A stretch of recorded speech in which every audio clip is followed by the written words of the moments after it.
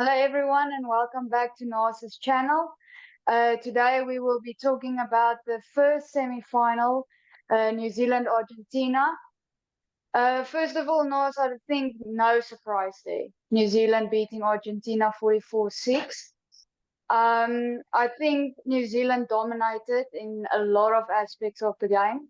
How did you enjoy the game last I must say, firstly, I'm glad to see New Zealand's in the final. Why I'm saying that is I'm quite a supporter of Southern Hemisphere rugby, as you all know. But secondly, the way the last 18 months been for New Zealand, a little up and down, a little bit uncertainty in the camp, not really sure they had the right coach. Then as I mentioned the last time, they sort of sorted it out. But let's give him credit. They really played well during this World Cup. They did lose their first game in the pool stages, but as we all know, you don't win the World Cup in one game. But where they are now, they can win it in one game. That's absolutely fantastic. Why? No surprises. Because Argentina, I thought, in general, they had a good campaign in the World Cup. I think, to be fair, they played some brilliant rugby. There are some brilliant individuals. As a team, I thought they did extremely well. But it was never on the cards that they were going to beat New Zealand, especially after the quarterfinals that New Zealand played, because I think New Zealand really, and as any other sport, is you just need that one thing to click. Ask the golfer. He can struggle, he can be in a slump, a kicker can be in a slump, a baseball hitter can be in a slump, anybody can be in, but then you one day you find something. And then it's like the whole world is different. And I think New Zealand did find that. And if you look at the score, 44-6, I think if you take it just before the end, Mwanga had a great chance to pass the ball out to Jordan to score. Uh, that would have been a new sort of record in a World Cup because Lomo and Abana both have 8 tries. He also has 8 tries now, but that could have been 9 tries. So that would have been quite a milestone for him. So the score could have been different. What about the game? The game is New Zealand dominated first phases. They really scrummed well. Their lineouts were absolutely brilliant. For once, New Zealand actually did the driving more to the best I've seen in a long time from a New Zealand side. It was very difficult for Argentina to stop the driving maul. We saw them, I want to say, with a little bit of a body language of a negative attitude. They tried to get in between the ball and the New Zealand support, and that sort of creates, let's say, an attitude with a ref that you are trying to obstruct New Zealand to play decent rugby. And then when the referee took them on, and he did penalize them on a number of occasions, that sort of fell apart for Argentina. And I think at the end, they on the night they weren't good enough at all. They did play some good rugby, but they had more opportunities, especially in the beginning, to get under the skin of New Zealand. But unfortunately, and I want to say, I think I'm talking a little bit history here, is it's one of those where during the week before a game like last night, is you keep telling each other, we are going to beat these All Blacks. We are going to show these All Blacks. We are going to play as a unit. We're really going to give it a go. The question I always raise is, do you really believe what you're telling yourself? Now, Oh. when you believe yourself, that's when you actually achieve it. And I never ever got the impression last night, even at stages the Argentines really played well. I never, and I mentioned it to you, I never got the impression that they can score at free will. Where if you look No. at New Zealand, any turnover, and they created quite a number of turnovers where Argentina was on the attack and they kept the ball well and they really played well. They protected the ball well. Suddenly there was a turnover, and the impression was there New Zealand can score from anywhere. And I think that's the way we need to look at it. What I would like to add is New Zealand going into the final. There's one aspect that really stood out for me last night. Now, this is a little bit of a technical aspect, okay? Is that when they got a penalty, or they wanted to put the pressure by kicking towards the Argentines. Firstly, the touch kicking of Jordie Barrett wasn't good enough at all, at all. Okay, he was really kicking the ball 20 meters. Now it was fine for last night against Argentina, but it is definitely not going to be good enough if they do play South Africa in the final. You know why? Because South Africa, if they in your half, they is a different.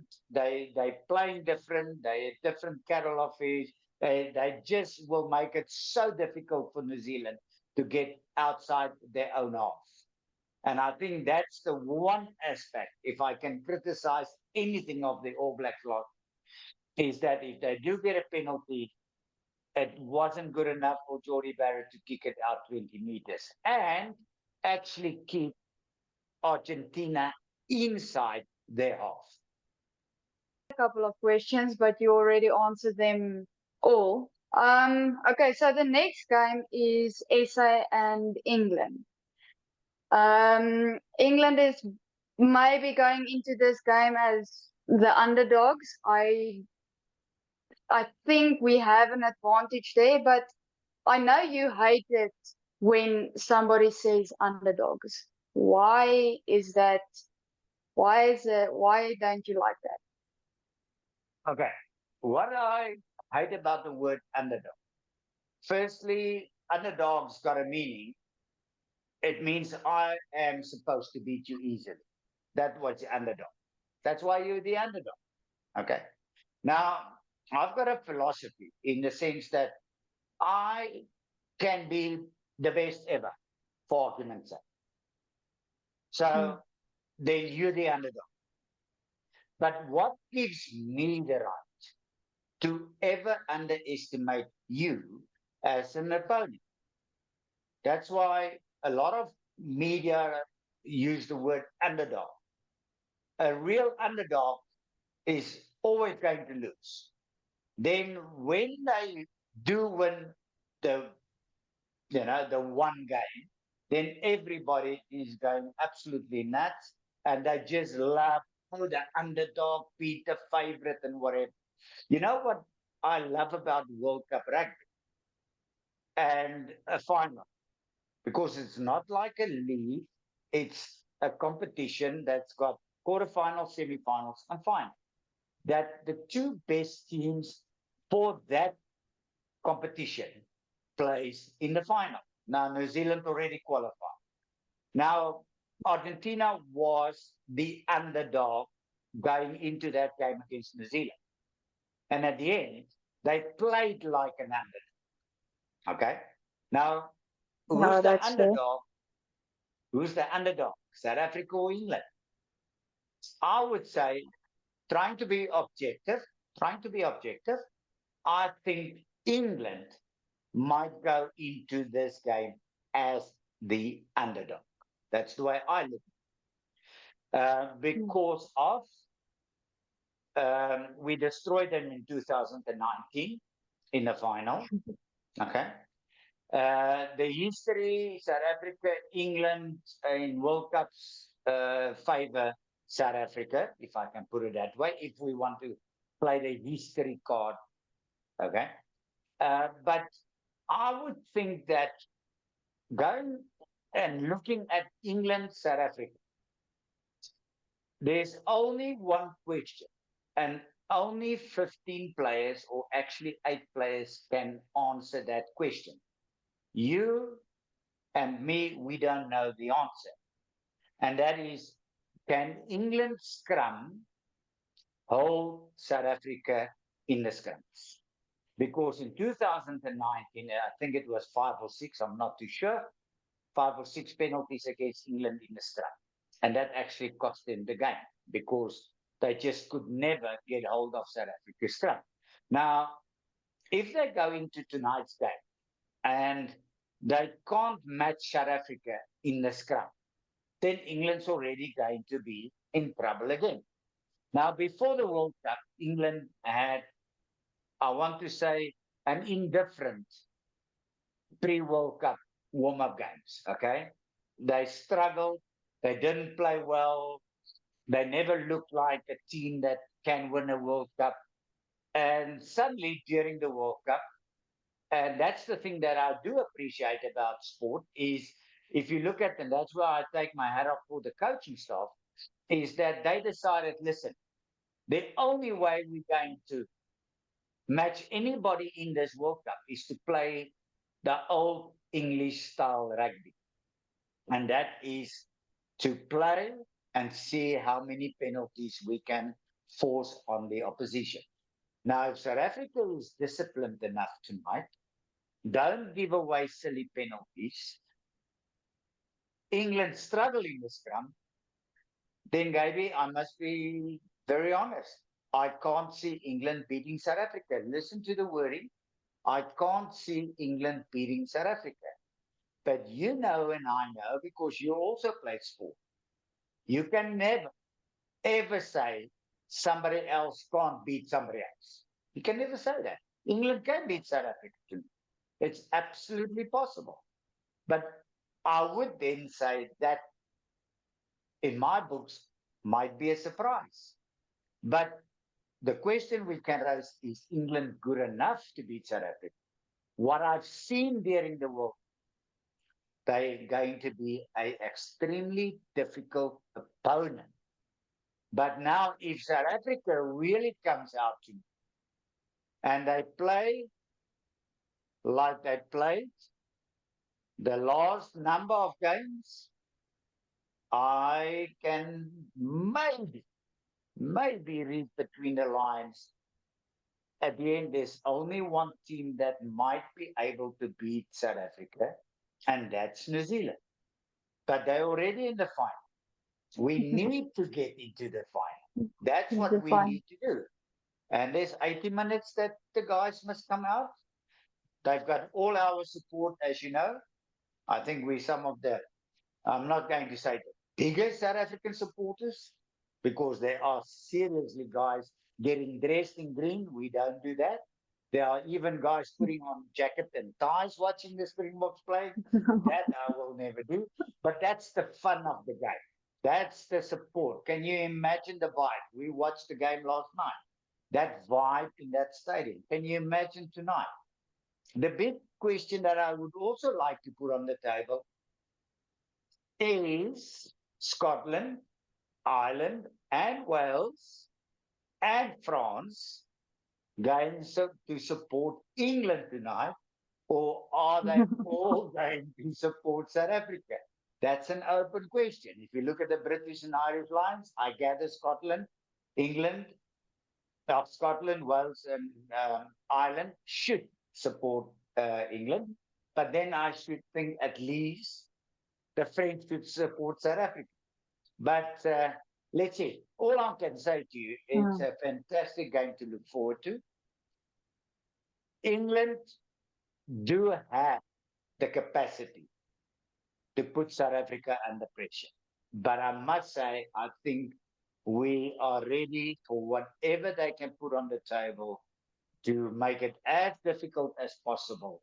But it is really a hard one to say I can see England surprise them. Thank you so much. Okay, and then just for fun, give me a score prediction for tonight. Oh, I listen to everybody, and I love, I love people looking at trying to predict the score. My attitude about predicting score is, it's actually just to make you look stupid. Because if I say South Africa by 15 points and it is 10 points, then there will be somebody that say, "Oh, I've told you, he doesn't know the game." Okay, that's how it works. But I wouldn't be too surprised if it's South Africa by 12 plus points. That's seriously. Okay. But we've learned. I've learned in my career, you've learned in your career, in your sporting career, even it's a young sporting career. Don't ever underestimate. So, what is the conclusion of our little discussion?